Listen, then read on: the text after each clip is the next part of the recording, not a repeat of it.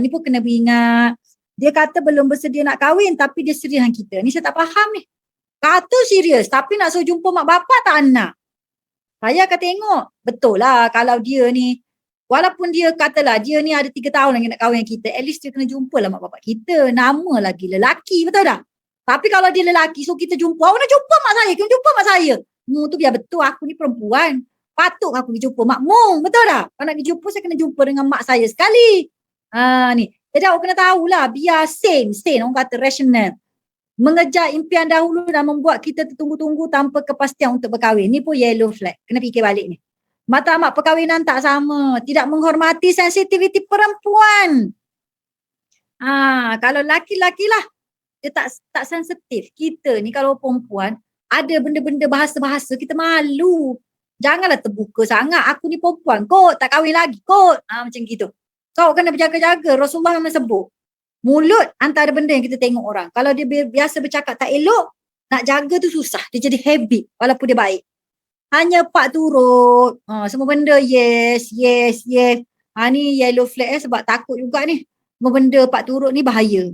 Terlalu demand. Ni ramailah demand sekarang sebab tengok medsos. Awak kenapa tak sambut birthday saya macam ni? Cuba tengok dia ni sambut macam ni. Lah kau biar betul. Kita tak aru je lah baru pun. Kita bukan kahwin lagi pun yang nak pelik-pelik. Buat ni pelbagai. Ni satu lagi saya nak sebut. Kalau dah bertunang, janganlah bersanding bagai. Kalau kita orang dulu, kalau bertunang, yang lelaki tak pergi rumah. Kadang-kadang duduk kat bawah. Selesai tu baru naik setengah. Tu pun tak ada bersanding apa, duduk jauh-jauh. Dan kalau setengah tempat, lelaki tak boleh datang langsung, pantang. Tapi orang sekarang, saya tengok bertunang pun dah habis duit. Betul kata betul? Tengok-tengok tak jadi. Okey, red flag dalam taruh LGBT. Dia lain, lemah lembut lain. Pondan lain, LGBT lain. LGBT ni dia dah intercourse, sexual intercourse. Dia dah, kadang-kadang dia tak sexual intercourse, dia support aliran tu.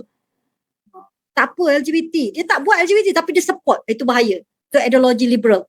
Curang, tak ada apa-apa curang dah. Maknanya nampak dah sifat boyo dia. Panas barang kaki, gini kau ingat kalau dia tu jenis naik tangan, tolong. Jangan ajar.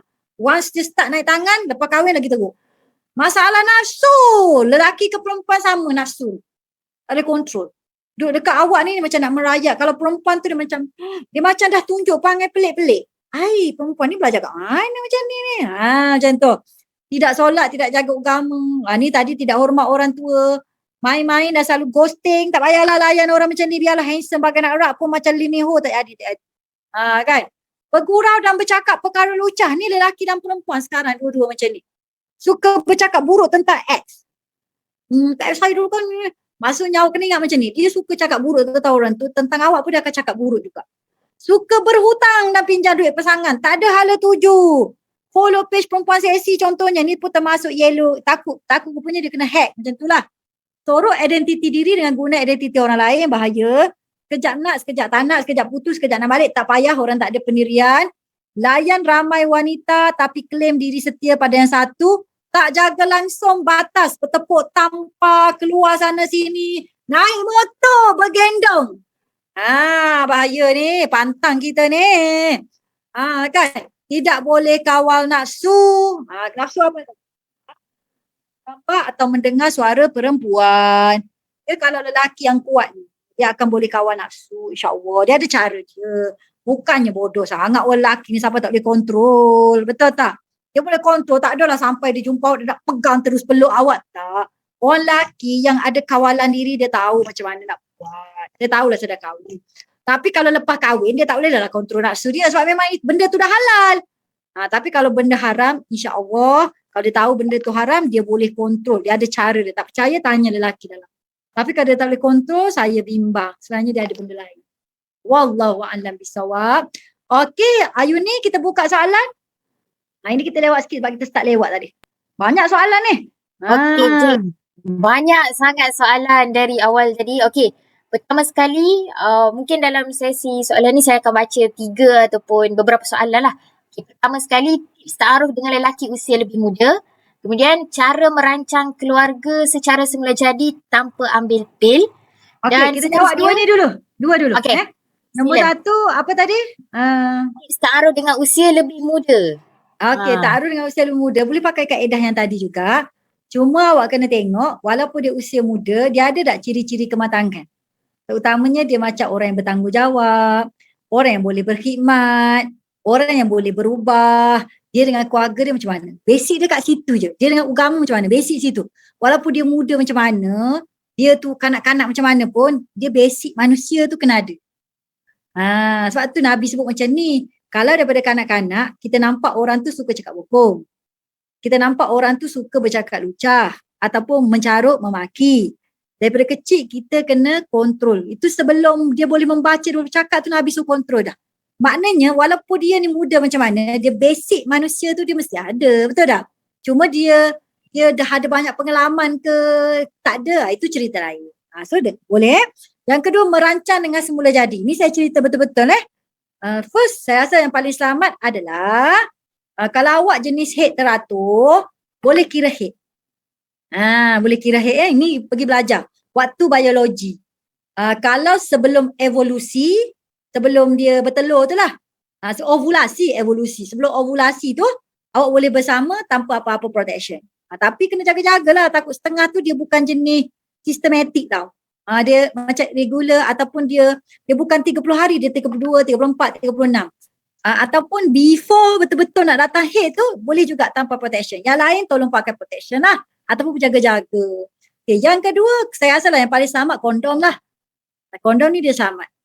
Sebab dia tak ada kimia, tak masuk bahan kimia apa-apa. Tapi setengah tu dia suka pakai implant ataupun pagar. Kan?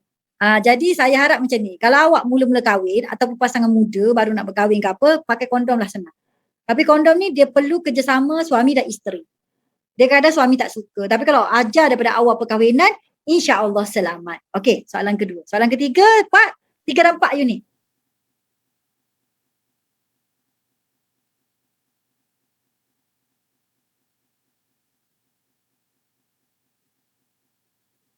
Unmute. Dah tolak unmute dia.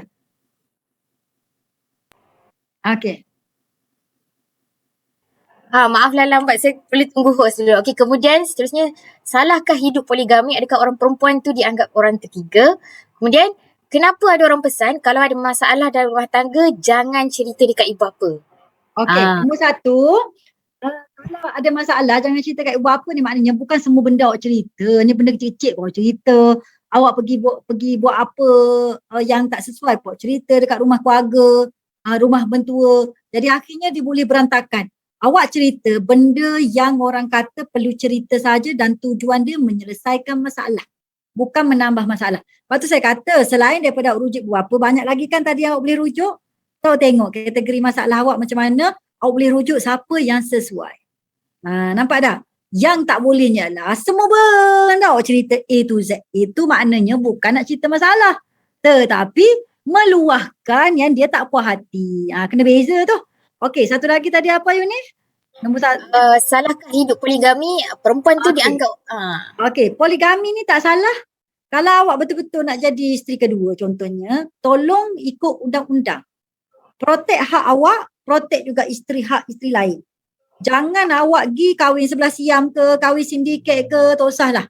Sebab saya dah handle banyak kes, banyak problem. Kalau tak kena gaya, anak tu bermasalah.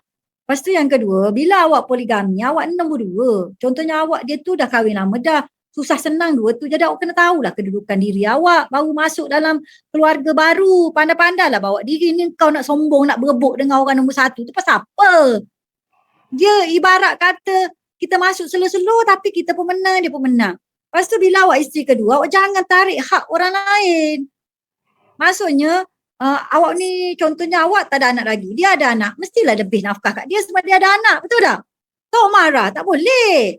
Awak ni bila awak isteri kedua awak kena cerdik. Kadang kalau awak isteri pertama pun kena tahu hak isteri kedua juga. So sebenarnya tak ada masalah poligami selagi awak boleh urus kehidupan tu dengan baik. Dan tak payahlah skandal-skandal kahwin kat siam. Tak payah. Saya banyak dah pening saya nak urus. Kan termasuklah orang yang bijak pandai. Okey, seterusnya Yunis. Okey, seterusnya ada lelaki nak kenal saya lebih rapat tapi saya tak kenal dia. Bila dah mula kenal, tengok media sosial dia okey, jaga solat, hormat mak ayah. Cuma dia merokok. Dalam diri saya pantang orang yang merokok. Apa pandang Ustazah? Kemudian, sebenarnya ni saya dah bersedia nak kahwin. Tapi bila ada orang nak kenal, tiba-tiba rasa macam tak bersedia pula ke alam perkahwinan. Silakan Ustazah. Okey, nombor 1 merokok. Merokok ni atas pandangan awak lah. Saya dulu saya memang tak boleh orang merokok. Saya tahu orang merokok saya reject terus. Saya memang jenis kerah, orang kata keras sikit. Vape pun saya tak boleh juga. Saya memang tak boleh. Sebab saya ustazah. Saya pegang fatwa benda tu haram. So macam mana? Tengoklah awak pegang fatwa yang mana satu. Tu tepuk dada, tanyalah selera awak. Senang macam tu je. Saya jawab macam tu je. Sebab kalau saya kata tak boleh pun sebab saya yang tak boleh. Awak mungkin boleh. Betul tak? So terpulanglah pada awak. Okey, yang kedua tadi tentang, kena tulis dah pula. Nak proceed ke tak? Kan? Okey. Dia macam ni. Awak ni ikut kaedah. Macam yang saya cerita ikut kaedah. Lepas tu awak ikut dia punya susu galuh, awak istikharah. Kadang-kadang perasaan ni boleh bermain macam-macam sebab kita tak yakin. Tapi awak follow je kaedah. Awak istisyarah dengan mak ayah, dengan orang tua, cek macam yang saya bagi tahu. Semua nampak okey je, awak istikharah pun jalan okey. Awak tak payah fikir banyak. Go on. Saya dulu kalau fikir banyak tak jadi kahwin lah. Banyak sangat nak fikir, betul tak? Fikir. Dah semua ikut kaedah belaka. Dah serah ke Allah lah. Kalau lepas kahwin ada masalah tu tak apa dah sebab kita dah serah dah pada Allah. Itulah terbaik daripada Allah. Lepas ni jangan fikir banyak kalau benda tu dah okey dah ikut peraturan. Wallahualam. Okey, 2 lagi Ayu ni. Seterusnya, apa perbezaan antara ujian dan halangan ketika ta'aruf dalam persiapan ke arah perkahwinan? Jika ia ada halangan, adakah ia dikira dia bukan jodoh kita? Kemudian, lelaki ghosting lepas lama ta'aruf, kenal di alam maya. Perempuan bagi 2 kata, teruskan ataupun nak berhenti. Betul ke tindakan perempuan tu? Okey, betul. Yang ghosting tu betul, kena confirm lah. Awak ni sebenarnya betul-betul nak saya ke ataupun tak, sebenarnya awak nak main-main. Dia tak balas juga. Lantak pilah kau. Itu kadang nak stress. Lagipun kita kenal dia kat medsos. Buat apa, betul tak? Ni bukan macam dalam cerita. Rupanya lepas 4 tahun hilang di laut jumpa balik. Tak apalah, hilang 4 tahun jumpa balik pun kita dah kahwin lain. Macam mana, betul tak? Macam tu. Ujian ataupun halangan. Jadi ujian, dia boleh jadi halangan. Tetapi awak kena tengoklah. Awak ada basic kriteria tadi. Kalau orang tu worth untuk awak perjuangkan. Dari sudut perangai bagus, agama bagus, keluarga bagus. Walaupun ada ujian dan halangan, awak worth untuk berjuang. Lebih baik awak berjuang dulu. Cuma keputusannya awak serahlah kepada Allah Subhanahu Wa Taala. Jangan awak mati sebelum berjuang. Lebih baiklah kita mati syahid daripada mati katak. Macam tu je. Kalau saya rasa lelaki tu okey, saya go je. Ujian kehalangan peduli apa, yang penting okey, ujung tu kahwin, Allah bagi kahwin, itulah cerita dia. Tapi kalau saya sebelum apa-apa masalah malah, tapi kalau red flag lain. Nampak tak? Awak nampak tak dia tu green flag. So worth untuk berjuang. So berjuanglah. Tapi kalau dia red flag, berjuang buat apa? Macam nyakit lah, awak tahu dah dia nagih dadah terang-terang tu cucuk depan awak. Ataupun makan pil depan awak, clubbing. Memang jenuh lah orang macam ni, betul tak? Wallahualam. Okey lagi. Okey, seterusnya, saya perasan lepas kami setuju untuk proceed ke step seterusnya, saya jadi agak selesa dengan dia, mudah bercerita, banyak benda lah. Saya cuba untuk jaga seminimum mungkin, tapi orang sekeliling mempengaruhi untuk selalu kontak dengan dia. Sebabnya risau dia hilang lah. Sayang risau hilang. Kemudian macam mana nak market diri tapi tak over. Saya risau hilang keberkatan.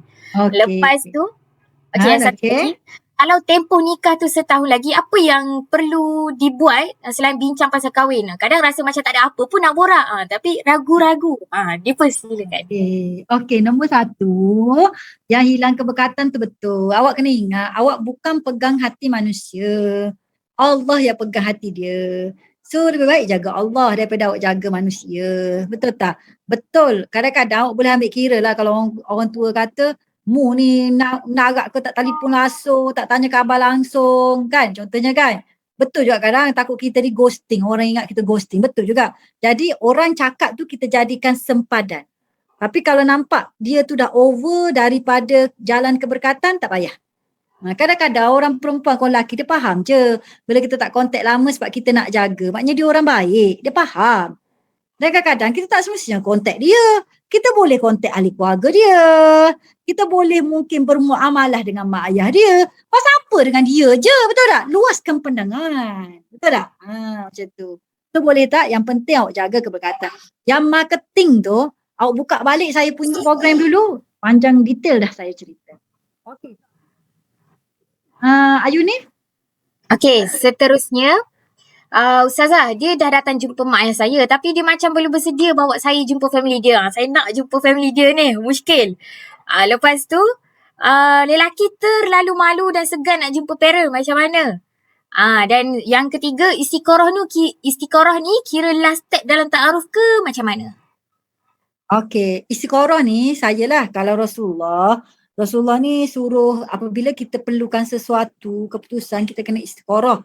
Tak semestinya jodoh. So kalau macam saya istiqorah sebelum ta'aruf pun saya dah istiqorah dah. Sebab kita nak mulakan ta'aruf, kena mulakan dengan step yang betul. Macam saya kan macam tu. Sebab saya kan malah nak fikir banyak-banyak. Saya kan suka study. So saya akan istiqorah dulu. Kalau nampak okey baru saya terus. Kalau tak okey saya tak terus. Tu yang jadi saya dengan ustaz tu. Mak saya kata okey, istiqorah dia okey. Saya pun hati pun istiqorah okey. And then saya pun suruh adik saya tanya. Barulah kita orang bertaruh. Saya mudah je sebab saya malah fikir banyak. Pening lah fikir perasaan banyak benda nak buat. Betul tak? Lepas tu saya tak suka menghabiskan perasaan saya untuk benda yang tak penting. Saya tak suka. Macam tu. Rugi masa saya. Rugi saya punya tenaga menangis semua. Saya tak nak macam tu lah. Okey. Lepas tu plan gini. Dia malu, dia dah jumpa mak ayah kita tapi dia malu nak bawa kita jumpa mak ayah dia. Kalau macam ni awak kena tanya dia lah plan dia macam mana. Plan yang serius tu bila? Nak bertunang ke, awak nak macam mana, merisik ke, awak tanya dia yang tu. Barulah tahu dia tak semestinya awak jumpa mak dia kan, betul tak? Tapi at least awak cerita dah ke? Kalau tak cerita okey saya nak tahu bertunang, meminang and then awak bagi masa kat dia. Kalau lepas bagi masa tu tak ada progress juga, saya minta maaf lah, saya rasa awak ni tak nak mana kat saya ni. Macam tu.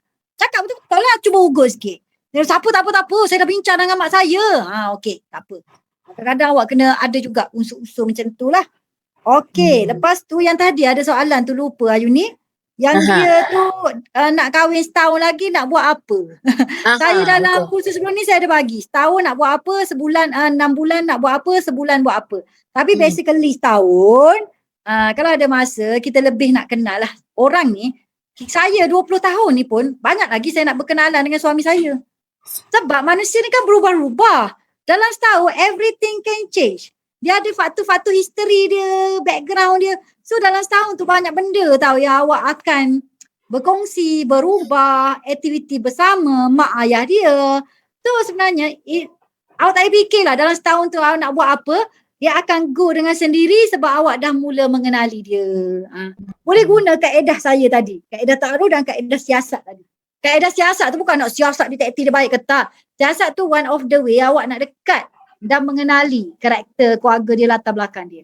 Macam tu Okey lagi Ayu ni banyak soalan macam mana macam mana nak set berjumpa? Sebelum ni WhatsApp je. Mungkin itulah. Macam yang kedua, macam mana nak test lelaki ni panas baran ataupun tak? Macam mana ni? Kemudian Ustazah, dalam setiap hubungan mesti ada ujian, susah dia. Macam mana nak tahu beza sama ada kesusahan yang dihadapi itu merupakan ujian dalam hubungan atau jawapan kepada istiqorah kita? Gitu. Okey. Yang nombor 3 ni saya dah jawab tadi. Kalau red flag, tak payahlah. Tapi kalau green flag, you worth to berjuang, you berjuang. Tapi kalau akhirnya tak jadi, kita terimalah takdir, qada dan qada Allah. Tapi tak apa, yang penting kita dah berusaha. Cukup lah. Allah suka kita berusaha. So berusahalah selagi boleh. Tapi kalau rasa dia red flag, berusaha buat apa? Lepas tu yang kedua, nak test panas baran. Sebab tu saya kata, dalam siasat, kita create situasi. Pada kita doa, ya Allah Tuhanku, kalau dia baik untukku, maka mudahkanlah jalanku. Kalau dia tak baik untukku, kau tutuplah jalan untukku. Dan contohnya bila rumah awak ada kenduri, rumah awak ada kematian, lepas tu dekat tempat kerja macam mana, awak create situasi tau. And then kat situ akan nampak lah. Sebab tu kadang-kadang awak nak tengok orang tu panas baran, bila banyak benda spontan berlaku depan dia, awak tengok reaction dia. Reaction first tak, sebenarnya boleh tahu dah perangai dia. Macam saya tak kisah sangat orang lelaki panas baran tau. Semua orang dia rasa panas baran ni red flag. Saya tak. Sebab suami saya jenis panas. Suami saya panas. Dia orang pendiam ni biasanya dia panas. Tapi saya yakin dengan dia sebab dia bukan jenis tak pernah angkat tangan. Lepas tu dia ni baik dengan mak dia. So kalau dia panas barang pun tapi dia baik dengan mak, maknanya dia ada sifat lemah lembut lagi. Betul tak? Anak mak ni walaupun panas barang macam mana, dia mesti lemah lembut. Lepas tu dia ada agama. Dan dia panas bila tempat-tempat tertentu. Suami saya panas barang tapi dia tempat tertentu je. So it's okay lah, bagi saya tak ada masalah. Lepas tu kalau orang tanya panas barang, saya akan tengok panas barang ni apa maksudnya. Kalau setakat dia cepat naik angin, marah, kan? Suami saya pun macam tu. Tapi saya tahu dia boleh kontrol dia punya panas barang dan dia ada adab tata susila dan agama dia. So it's okay. Jangan terus panas barang is red flag tak? Macam Umar Al-Khattab. Panas barang tu. Mau pancung orang tu biasa. Tapi depan isteri lemah lembut bukan main. Kena letih juga kat isteri dia. Betul tak? Macam suami saya. Panas barang tu. Suami saya kalau kat jalan dia boleh bergaduh dengan orang ni. Panas kan orang panas. Tapi semakin tua saya cakap lah jangan. Kan gini. Tapi lembik juga depan kita. Betul tak? Dia tak apa. Panas barang kena tengok lah. Bukan setakat macam tu lah.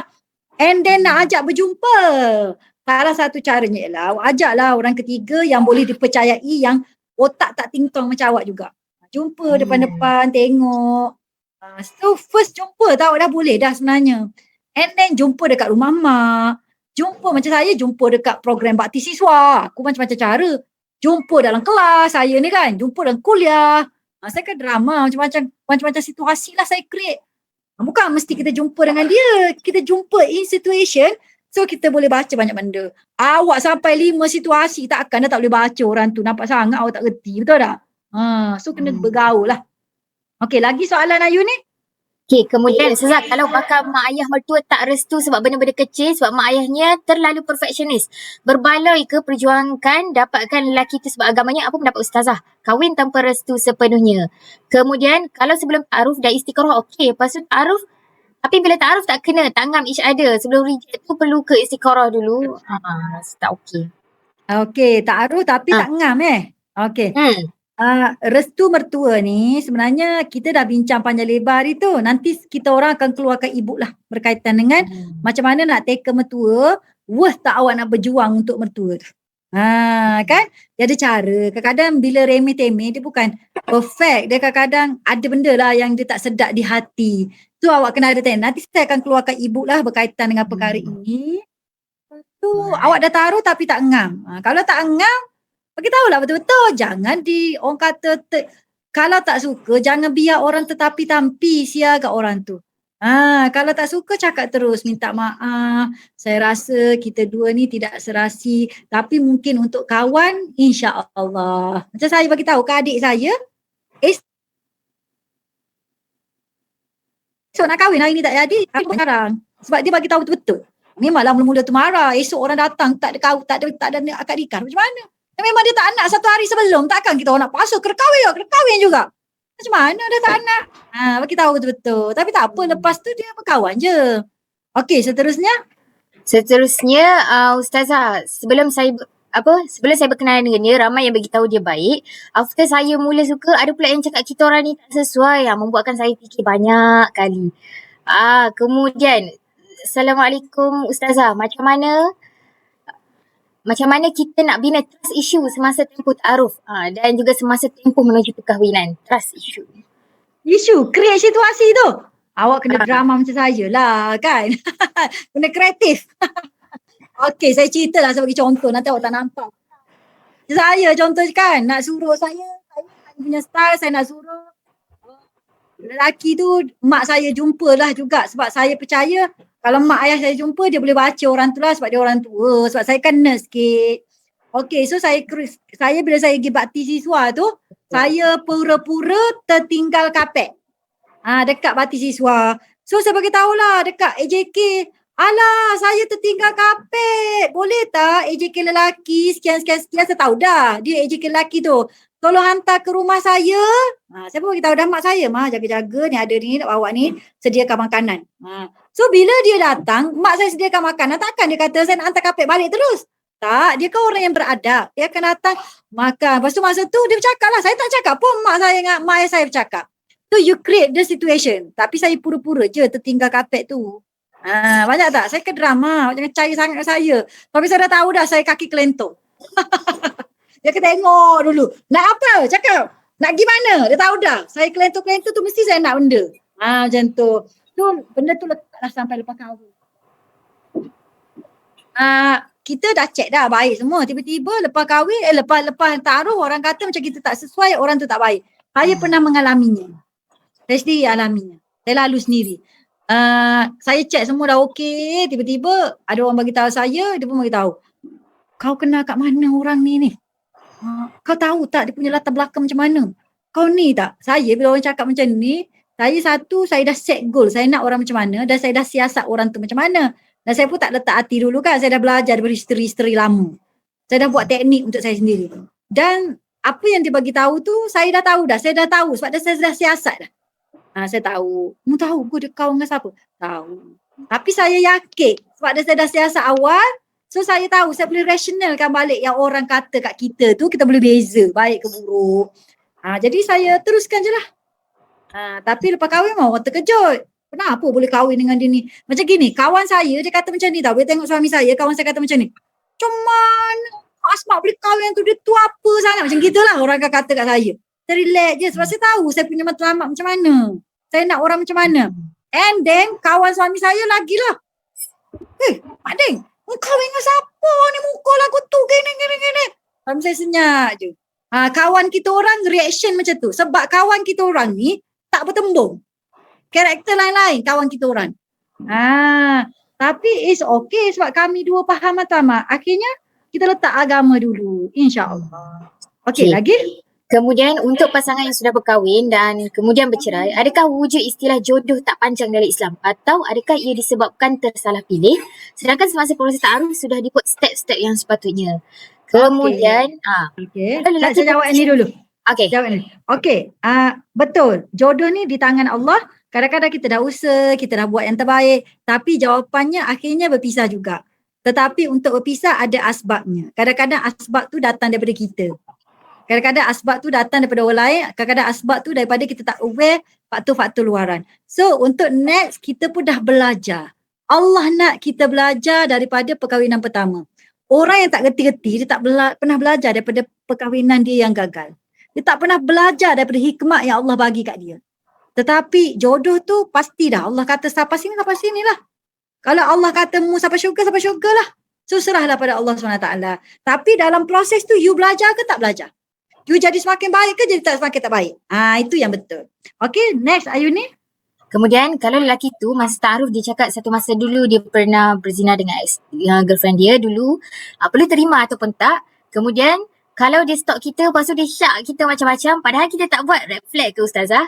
Kemudian kalau playboy sebelum ni red flag ke Ustazah? Dah jawab. Kemudian Ustazah kalau lelaki ni jenis tak berapa bersosial, selalu dia pergi solat Jumaat malam je, waktu lain dia lebih suka habiskan masa kat rumah. Okey ke macam tu? Tak bersosial.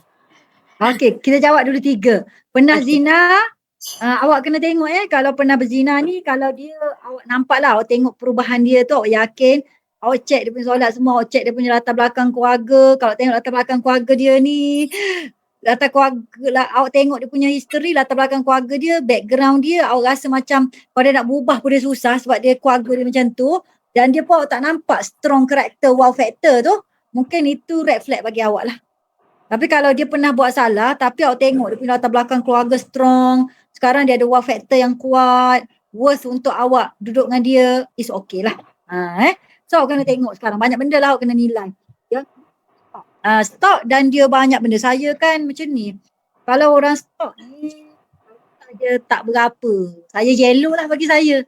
Sebab dia tak ada apa-apa, dia dah stalk, dia dah control kita, dia dah overshadow kita, dia dah tak bagi tu, tak bagi ni. Kau siapa? Bukan lelaki aku pun, ayah aku tak buat macam ni. So awak tahu, kecuali dia check awak tapi dia nampak awak ni buat benda yang tak sepatutnya, dia nasihat. Dan dia nasihat bukan dia kata paksa awak, marah awak ke tak. Dia nasihat sebagai dakwah. Sebab awak baru ta'aruf. Bukannya suami isteri lagi pun nak marah betul. So dia tahu barrier tu. So it's okay. Orang lelaki tak pernah bersosial, duduk rumah, belajar. Baguslah awak nak cari mana lelaki macam ni. Kalau jumpa lelaki boyo kan pening pula awak. Betul tak? Jalan sana, jalan sini, kawan perempuan sana, kawan perempuan sini. Tak pening awak ngurus. Lebih baiklah awak dapat lelaki yang tak bersosial macam ni. Awaklah nanti lepas kahwin, ajar dia bersosial. Betul tak? Betul tak?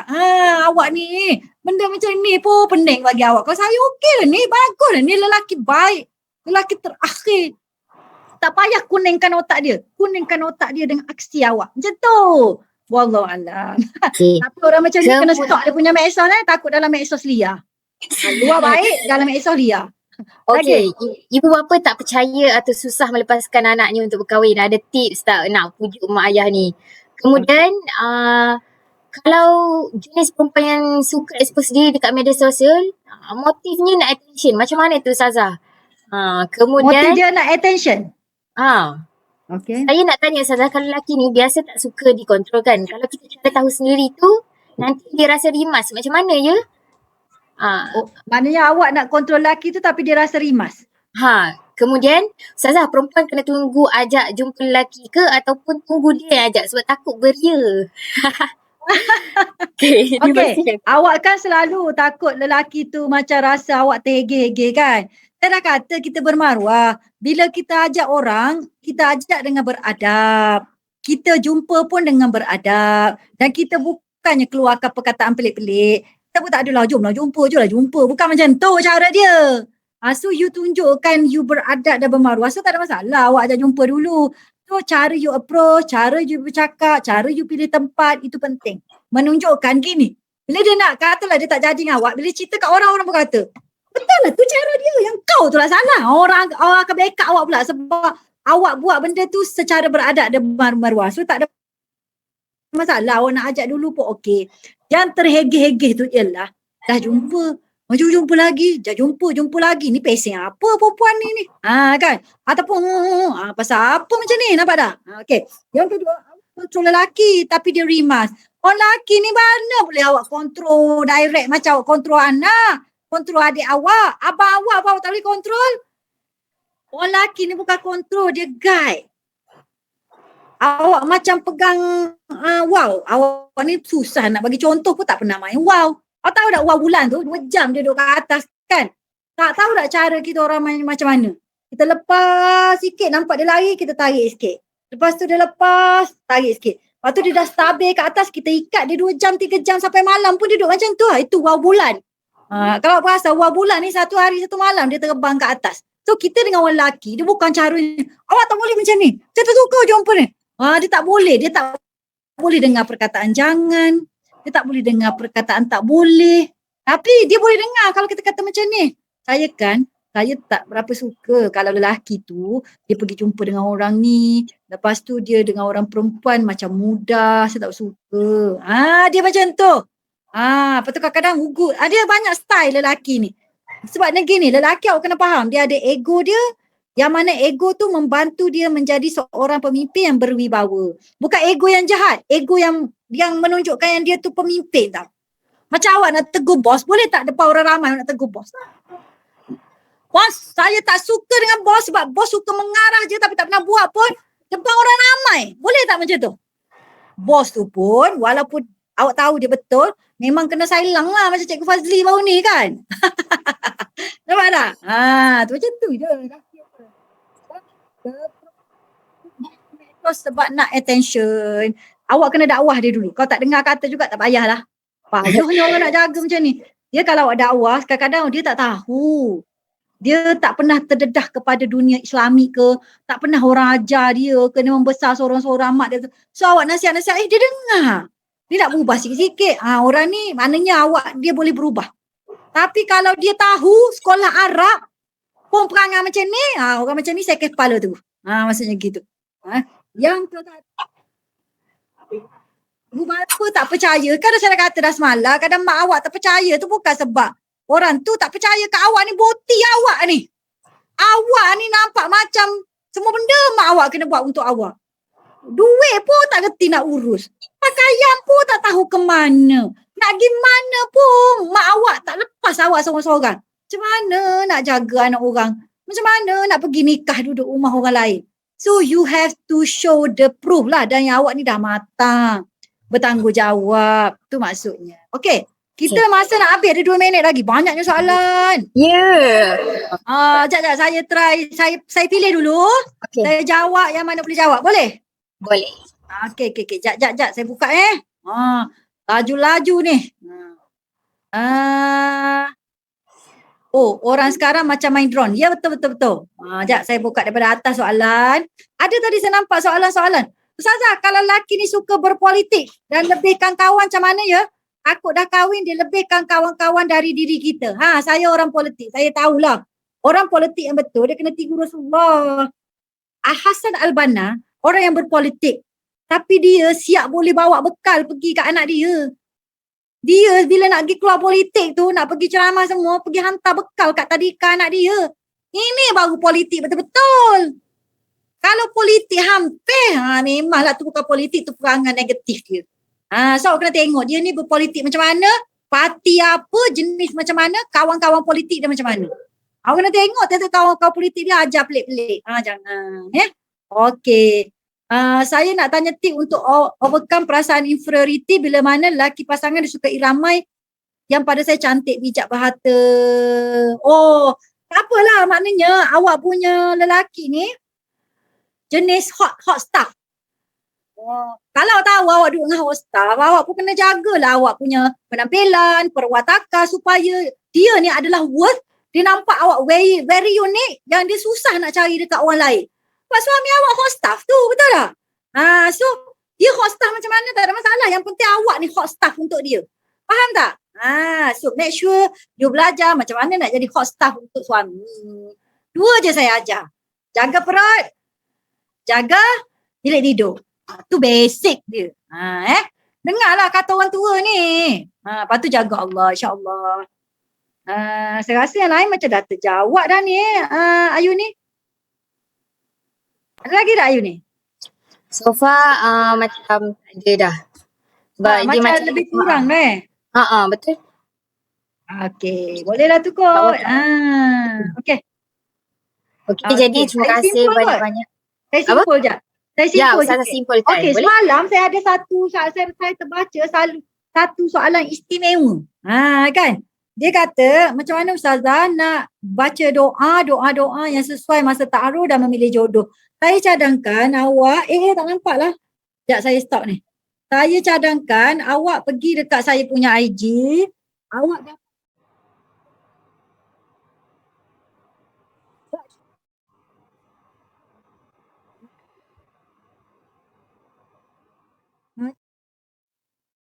kurang dengar suara Ustazah. Sorry. Buku ni awak klik link, awak dapatkan secara percuma. Ni saya dah buat dengan suami, himpunan doa sekeluarga menuju syurga daripada sebelum kahwin sampai lepas kahwin. Walaupun tak kahwin lagi, bacalah doa-doa dalam ni. Tak apa. Ni memang doa-doa untuk kita yang berkeluarga, doa untuk keluarga yang bagus, doa untuk dapat jodoh, doa untuk keturunan. Buku ni kami buat percuma saja. Cuma awak klik link dan awak bayar one post. Kalau Semenanjung, ikut one post lah. One post Semenanjung ataupun one post dekat ni. So yang ni boleh dapatkan juga. Awak klik link nanti. Nanti dekat Telegram bagi kan? Dah bagi dah kat Telegram. Alhamdulillah. Jadi saya tak payah baca lah doa. Doa kat sini je. Okey. Lepas tu saya rasa akhir sekali lah. Banyak benda yang saya tak boleh sentuh pada hari ni sebab kita dah sentuh dah pada kelas-kelas yang lain. InsyaAllah pada tahun depan kita akan buat lagi program-program